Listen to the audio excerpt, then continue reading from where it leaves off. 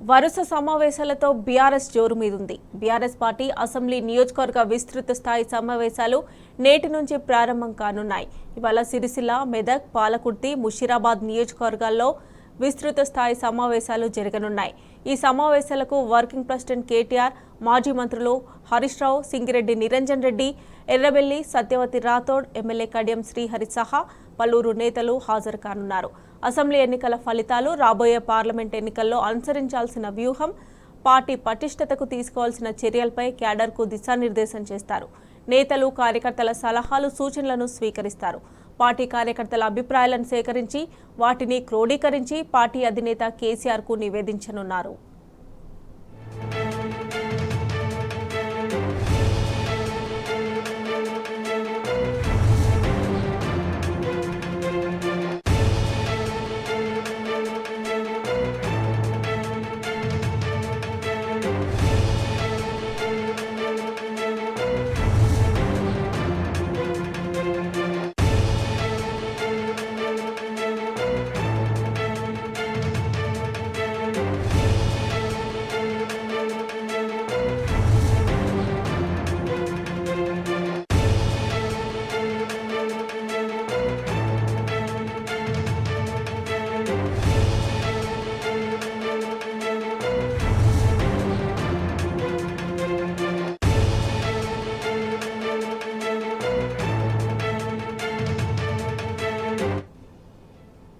Sircilla assembly నియోజకవర్గ BRS సర్వసభ్య సమావేశం జరగనుంది.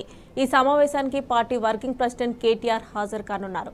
ఇక దీనికి సంబంధించి మరిన్ని డీటెయిల్స్ మా ప్రతినిధి వేణు అందజేస్తారు. వేణు,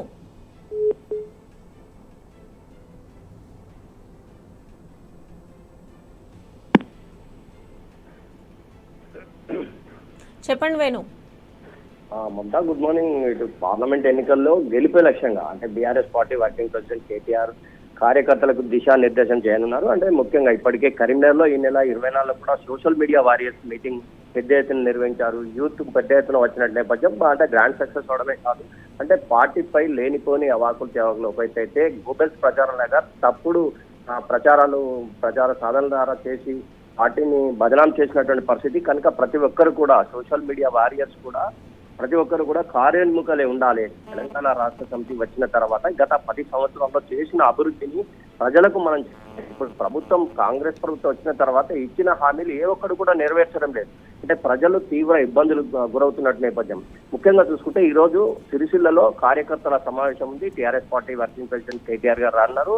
ముఖ్యంగా అంటే ఈ సాంచాలకు సంబంధించి కూడా వచ్చిన 2-3 నెలలకే ఇది బంద్ అవడం, ఈ బంద్ అయిన నేపథ్యంలో దీనిపై పెద్ద ఎత్తున ఉద్యమించిన నేపథ్యంలో మళ్ళొకసారి ఆర్డర్ ఇచ్చిన నేపథ్యం. అంటే ఈ సమావేశాల్లో అంటే ముఖ్య కార్యకర్తలకు సంబంధించి చూసుకుంటే ఇప్పటికే కరీంనగర్ గ్రాండ్ సక్సెస్ అయిన నేపథ్యం ఒకటైతే ఇటు సిరిసిల్లలో ఇటు నియోజకవర్గ స్థాయి సమావేశం ఈ రోజు నిర్వహిస్తున్నటువంటి పరిస్థితి. ముఖ్యంగా ఈ సమావేశంలో ఇతర పార్టీలు చేస్తున్న ఈ దుష్ప్రచారాన్ని మనం ఏ విధంగా తిప్పుకొట్టాలి, మనం ప్రజలకు వాస్తవాలను ఏ విధంగా తెలియజేయాలి, అంటే రాబోయే రోజుల్లో పార్లమెంట్ ఎన్నికల్లో ఏ విధంగా ఘన విజయం సాధించాలనే ఒక లక్ష్యంతో ఈ కార్యకర్తల సమావేశం జరుగుతుందని చెప్పొద్దు.